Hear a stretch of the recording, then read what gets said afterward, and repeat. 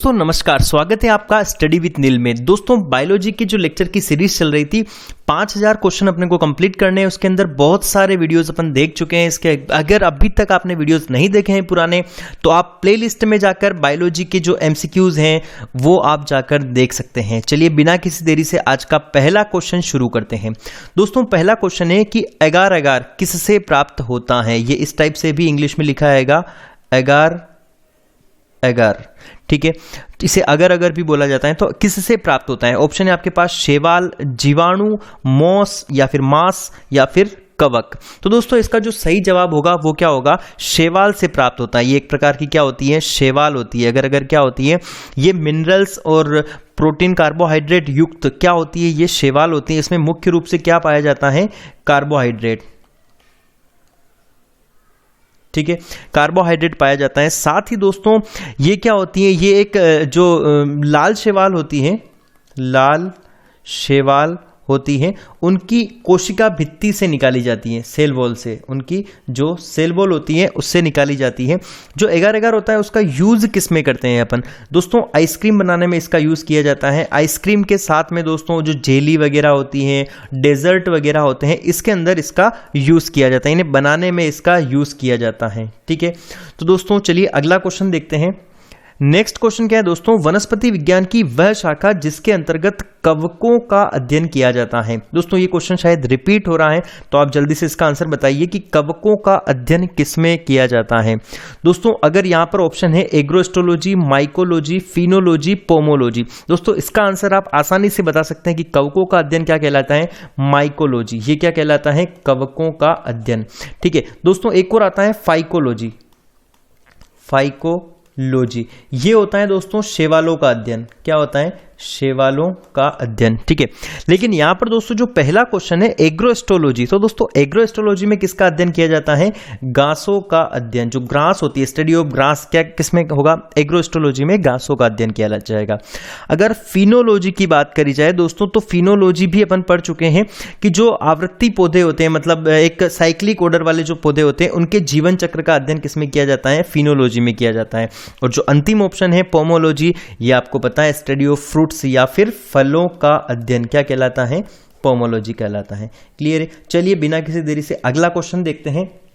Next question है आपके सामने, कवकों की कोशिका भित्ति किसकी बनी होती है। दोस्तों कवकों की कोशिका भित्ति किसकी बनी होती है। ऑप्शन है आपके पास काइटिन व हेमीसेल्यूलोज, दूसरा है लिपिड्स, तीसरा है प्रोटीन और चौथा है सेल्यूलोज। तो दोस्तों इसका आंसर क्या हो जाएगा, इसका आंसर हो जाएगा दोस्तों जो कवक होते हैं उनकी कोशिका भित्ति काइटिन की बनी होती है। मेनली काय की बनी होती है, काइटिन की, और उसमें क्या पाया जाता है, हेमीसेल्यूलोज भी पाया जाता है। लेकिन दोस्तों एक क्वेश्चन और बनता है कि जो शैवाल होते हैं, शैवालों की कोशिका भित्ति काय की बनी होती है, तो शैवालों की जो कोशिका भित्ति होती है वो सेल्यूलोज की बनी होती है। क्लियर है। यहां पर ध्यान रखने वाली बात यह है कि जो कवकों की कोशिका भित्ति होती है वो काइटिन प्लस हेमीसेल्यूलोज की बनी होती है और मेनली काइटिन की बनी होती है। अगर आपको कहीं ऑप्शन में मिलता है कि कवकों की कोशिका भित्ति काइटिन की बनी होती है तो आपका आंसर बिल्कुल सही हो जाएगा। लेकिन अगर पूछा जाए कि शैवालों की कोशिका भित्ति काय की बनी होती है, तो सेल्यूलोज की बनी होती है। चलिए नेक्स्ट क्वेश्चन देखते हैं। सभी कवक सदैव होते हैं, सभी कवक सदैव क्या होते हैं, मृतोपजीवी, परजीवी, विविध पोषी या फिर स्वपोषी। दोस्तों इसका आंसर क्या हो जाएगा, कवक क्या होते हैं, कवक होते हैं दोस्तों विविध पोषी, ठीक है।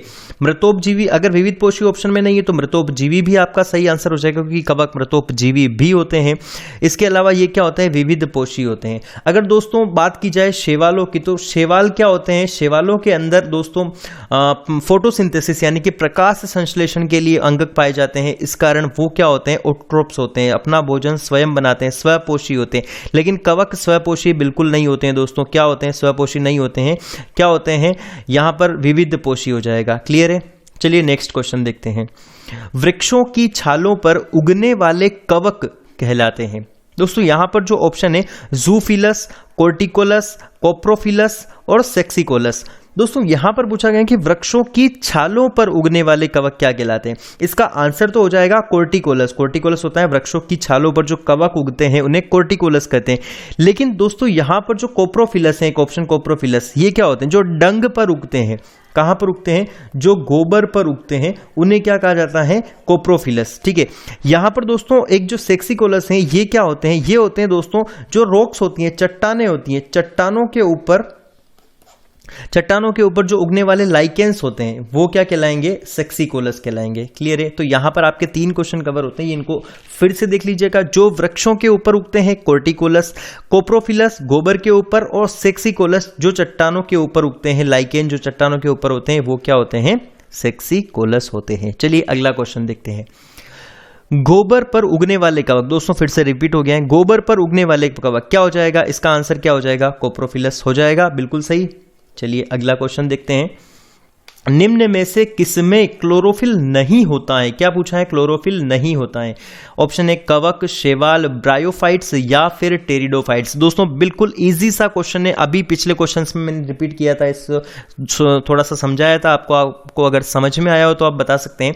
मैंने बताया था दोस्तों कि कवक जो होते हैं वो स्वपोषी बिल्कुल नहीं होते हैं, वो अपना भोजन स्वयं नहीं बनाते हैं। क्योंकि उनमें प्रकाश संश्लेषण यानी कि फोटोसिंथेसिस करने के लिए अंगक नहीं पाए जाते हैं। इसका मतलब इनमें क्या नहीं पाया जाता है, क्लोरोफिल नहीं पाया जाता है। तो आंसर क्या हो जाएगा, कवक।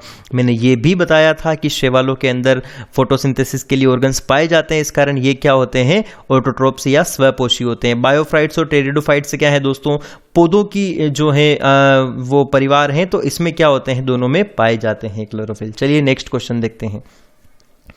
खाली चट्टानों पर उगने वाले लाइकेंस को क्या कहा जाता है। क्वेश्चन रिपीट हो रहा है, आप सीधा आंसर बता सकते हैं, क्या हो जाएगा इसका दोस्तों, सेक्सिकोलस क्या हो जाएगा, इसका आंसर हो जाएगा, पिछले क्वेश्चन में ये बता दिया गया है। अगला क्वेश्चन देखते हैं। जापान में लोग किस लाइकेन को सब्जी के रूप में यूज करते हैं, लाइकेन को काय के रूप में यूज करते हैं। दोस्तों क्वेश्चन के ऑप्शन पढ़ने के पहले मैं आपको एक लाइकेन से संबंधित एक बात बताता हूं। लाइकेन से इंपॉर्टेंट क्वेश्चन जो पूछा जाता है वो ये है दोस्तों कि लाइकेन किसके इंडिकेटर होते हैं या फिर लाइकेन किसके संकेतक होते हैं। लाइकेन दोस्तों प्रदूषण के संकेतक होते हैं, ठीक है, वायु प्रदूषण के, एयर पोल्यूशन के, वायु प्रदूषण के संकेतक होते हैं। जहां पर दोस्तों वायु प्रदूषण अधिक होता है वहां पर जो लाइकेन होते हैं वो सर्वाइव नहीं करते हैं। क्लियर है। जहां पर लाइकेन सर्वाइव नहीं करते हैं वहां पर लाइकेन कहां सर्वाइव नहीं करते हैं, जहां वायु प्रदूषण अधिक होता है। तो क्या हो जाएगा, lichen is also called the indicator of air pollution. चलिए इसके ऑप्शंस देखते हैं। जापान में लोग किस लाइकेन को सब्जी के रूप में खाते हैं। पहला ऑप्शन हो जाएगा आपके पास रोसेल, नेक्स्ट क्या हो जाएगा एंडोकार्पन, नेक्स्ट हो जाएगा परमेलिया और डी हो जाएगा ये सभी। तो क्या आंसर हो जाएगा दोस्तों, इसका सीधा सा आंसर हो जाएगा एंडोकार्पन, जो एक प्रकार की लाइकेन है, ये क्या हो जाएंगे, लोग इनको यूज करेंगे सब्जी के तौर पर। चलिए अगला क्वेश्चन देखते हैं। मिर्गी की औषधि किस लाइकेन से प्राप्त होती है। मिर्गी की औषधि किस लाइकेन से प्राप्त होती है। चलिए आंसर बताइए, रोसेल, लाइकोनेरा, एंडोकार्पन या फिर परमेलिया। दोस्तों ये क्वेश्चन बहुत इंपॉर्टेंट है। परमेलिया जो लाइकेन होती है उसका यूज मिर्गी के बीमारी दूर करने के लिए किया जाता है। चलिए नेक्स्ट क्वेश्चन देखते हैं दोस्तों। बीजों की प्रकृति किसमें उत्पन्न हुई है। बीज मतलब बीज किस में आना उत्पन्न हो जाते हैं, किस संघ में, फाइलम में आना उत्पन्न होते हैं। तो दोस्तों यहां पर हो जाएगा कवक में। तो दोस्तों कवक में बिल्कुल बीज नहीं आएंगे, शैवालों में भी बीज नहीं आते हैं। आगे है टेरिडोफाइट्स और ब्रायोफाइट्स। तो दोस्तों क्या आंसर हो जाएगा, ब्रायोफाइट्स से ऊपर की स्टेज है, मतलब मेच्योर स्टेज है टेरिडोफाइट्स, जिसके अंदर बीजों की प्रकृति उत्पन्न होने लगती है। ये मतलब पहला ऐसा जो परिवार है जिसमें बीज आना शुरू होते हैं। इसमें ब्रायोफाइट्स इसका कम मेच्योर होता है, तो इसमें ब्रायोफाइट्स में बीज नहीं आते हैं। ठीक है, इसमें इस टाइप से हो जाएगा, ब्रायोफाइट्स हो जाएगा पहले, फिर उसके बाद क्या हो जाएगा टेरिडोफाइट्स, टेरिडोफाइट्स के बाद दोस्तों जिम्नोस्पर्म, और जो सबसे मेच्योर हो जाएंगे वो कौन से हो जाएंगे, एंजियोस्पर्म्स। चलिए नेक्स्ट क्वेश्चन देखते हैं। एजोला क्या है। एजोला एक क्या है, जलीय फर्न है, कवक है, शैवाल है या फिर लाइकेन है। तो दोस्तों इसका आंसर हो जाएगा एजोला क्या होती है, एक जलीय फर्न होती है। क्लियर है। नेक्स्ट क्वेश्चन देखते हैं।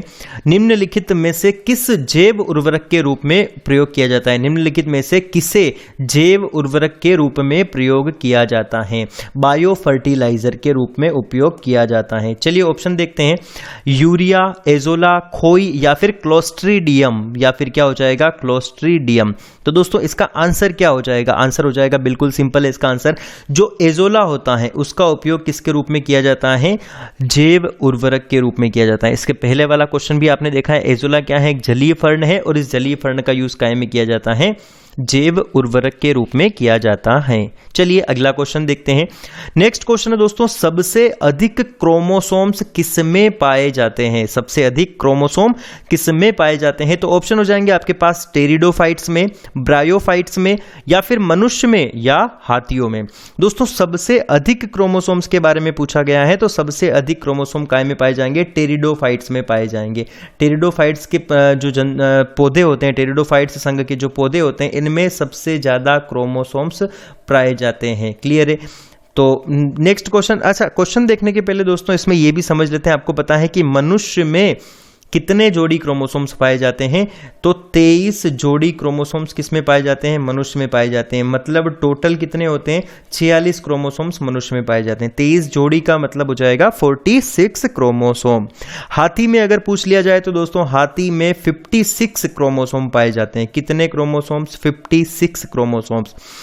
ऐसे ही दोस्तों पूछा जाता है, मच्छर के बारे में पूछ लिया जाता है, तो मच्छर में मात्र 6 क्रोमोसोम्स पाए जाते हैं। कबूतर में कितने पाए जाते हैं? कबूतर में 80 क्रोमोसोम्स पाए जाते हैं। एक क्वेश्चन और आता है कि जो मेंडल ने किस पर परीक्षण किया था? मटर के ऊपर परीक्षण किया था, गार्डन पी के ऊपर। दोस्तों मटर में कितने क्रोमोसोम पाए जाते हैं? 7 जोड़ी क्रोमोसोम्स पाए जाते हैं, या फिर हिंदी में अपन कहें तो कुल 14 क्रोमोसोम। 7 जोड़ी मतलब कुल 14 क्रोमोसोम पाए जाते हैं। चलिए नेक्स्ट क्वेश्चन देखते हैं। यहाँ पर किस वर्ग के पौधों में बीज बनते हैं परंतु बीज नग्न रूप में पौधे पर लगे रहते हैं? दोस्तों अभी तक जो 14 क्वेश्चन आपने सीखे उनमें से कहीं ना कहीं आपको ये क्वेश्चन मतलब प्रायर क्वेश्चन मिल गया होगा। इसका थोड़ा सा हिंट आप बता सकते हैं, आप इसका आंसर भी दे सकते हैं। तो चलिए शुरू करिए, अपना आंसर क्या हो सकता है? जिम्नोस्पर्म, एंजियोस्पर्म, टेरिडोफाइट्स, या फिर बायोफाइट्स। क्वेश्चन को देखो मैं बताता हूं, अगर आपको क्वेश्चन का नॉलेज नहीं है तो आप किस प्रकार से आंसर दे सकते हैं। पूछा गया है कि बीज नग्न रूप में उत्पन्न होते हैं। नग्न रूप में उत्पन्न किसमें होते हैं? दोस्तों यहां पर एंजियोस्पर्म तो क्या है? सबसे मेच्योर टाइप के होते हैं। इसमें बीज नग्न नहीं रहते हैं, इसमें खोल रहता है। मैंने अभी बताया था कि सबसे मेच्योर क्या होते हैं? एंजियोस्पर्म। ठीक है। ब्रायोफाइट्स में तो बीज होते ही नहीं है। ठीक है। टेरिडोफाइट्स में बीज की प्रकृति शुरू होती है। ठीक है। यहां पर इतने बीज भी मेच्योर नहीं होते हैं। लेकिन जो जिम्नोस्पर्म है वो इसका आंसर आप टिक कर सकते हो, तुक्के से भी इसे टिक कर सकते हो तो भी सही हो जाएगा, क्योंकि दोस्तों यहां पर जो बीज बनते हैं ये बीज तो मेच्योर होते हैं लेकिन इनके ऊपर कोई भी शेल या आवरण नहीं पाया जाता है, ये नग्न रूप में पाए जाते हैं। चलिए अगला क्वेश्चन देखते हैं। सिल्वीकल्चर वनस्पति विज्ञान की वह शाखा है जिसमें वर्णन होता है वन के विकास का, सिलिसिफाइड पादपों का, कवकों के संवर्धन का, या शैवालों के संवर्धन का। दोस्तों अगर सिल्वीकल्चर की बात की जाए तो सिल्वीकल्चर में वन विकास का अध्ययन किया जाता है, वनों के विकास का अध्ययन किया जाता है। चलिए नेक्स्ट क्वेश्चन देखते हैं। प्रोटीन जो कोशिका के भीतर उपयोग की जाती है किसके द्वारा संश्लेषित होती है? दोस्तों क्या पूछा गया है कि प्रोटीन जो कोशिका के भीतर उपयोग की जाती है किसके द्वारा संश्लेषित की जाती है, सिंथेसिस की जाती है? अंतःप्रद्रव्य जालिका, एंडोप्लाज्मिक रेटिकुलम, या फिर गोल्जी बॉडी द्वारा, या फिर मुक्त राइबोसोम, फ्री राइबोसोम्स के द्वारा, या फिर बंधित राइबोसोम्स के द्वारा। तो इसका आंसर क्या हो जाएगा दोस्तों? जो कोशिका के भीतर जो उपयोग की जाती है प्रोटीन वो किसके द्वारा संश्लेषित होती है? तो जो फ्री राइबोसोम्स होती हैं उनके द्वारा ये संश्लेषित की जाती है। इसी कारण दोस्तों आपको पता होगा कि जो राइबोसोम है इसे क्या कहा जाता है? प्रोटीन फैक्ट्री भी कहा जाता है। जो मानव शरीर की प्रोटीन फैक्ट्री किसे कहा जाता है दोस्तों? जो राइबोसोम है उसे मानव शरीर की प्रोटीन फैक्ट्री कहा जाता है। चलिए नेक्स्ट क्वेश्चन क्या है? निम्न में बैक्टीरिया से फैलने वाला रोग कौन सा है? आपको बताना है बैक्टीरिया से कौन सा रोग फैलता है।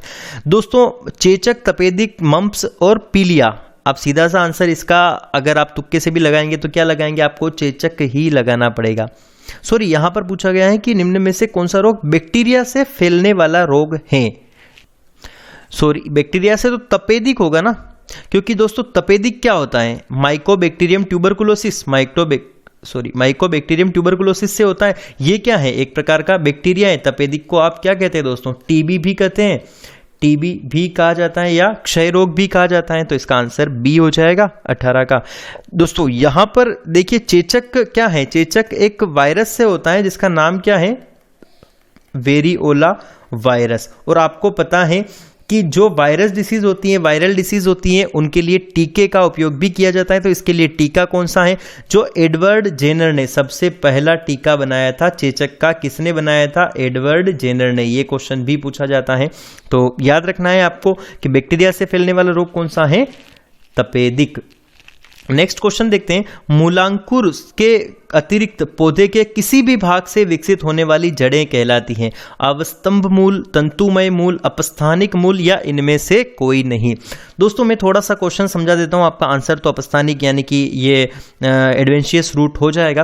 क्या होता है दोस्तों, ये अगर पौधा है, मान लो ये जमीन है, ये पौधा ऊपर का जो ग्रोथ कर रहा है, पेड़ या पौधा जो भी है, तो यहां पर एक ये मूलांकुर होता है इस टाइप से। तो अगर ये मूलांकुर से, ये पूछा गया कि मूलांकुर के अतिरिक्त अगर मान लो मूलांकुर से अगर जड़ें निकलती हैं तो ये क्या हो जाएगी, टेप रूट हो जाएगी, जिन्हें क्या कहा जाता है, टेप रूट कहा जाता है, ठीक है।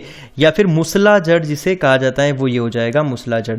लेकिन दोस्तों कभी कभी ऐसा होता है, कई पौधों में ऐसा होता है कि ये पौधा जमीन के ऊपर है, यहां पर दोस्तों सीधे मूलांकुर से नहीं, यहीं से ही जड़ें निकलना स्टार्ट हो जाती है। इस टाइप से जो जड़ें निकलती है वो क्या कहलाती है, अपस्थानिक जड़ें या फिर एडवेंशियस रूट कहलाती हैं। क्लियर है, तो यहां पर क्या हो जाएगा, अपस्थानिक रूट हो जाएगा। चलिए अगला क्वेश्चन देखते हैं, मूलांकुर से विकसित होने वाली जड़ें क्या कहलाती हैं। चलिए आपके सामने आंसर भी आ जाएगा, टेप रूट या फिर मुसला जड़ें किसे कहा जाएगा, मूलांकुर से विकसित होने वाली जड़ों को कहा जाएगा। आई होप कि दोस्तों आपको वीडियो अच्छा लगा होगा। बाकी के लेक्चर्स, आने वाले लेक्चर्स और पुराने बायोलॉजी के लेक्चर्स देखने के लिए वीडियो चैनल को सब्सक्राइब करिए, अपने फ्रेंड्स के साथ शेयर करिए और बेल आइकन दबाना बिल्कुल ना भूलें, ताकि जो भी नया वीडियो आए उसकी नोटिफिकेशन जो है वो आपको मिल जाए। चलिए बाय बाय, और वीडियो वॉच करने के लिए थैंक यू सो मच।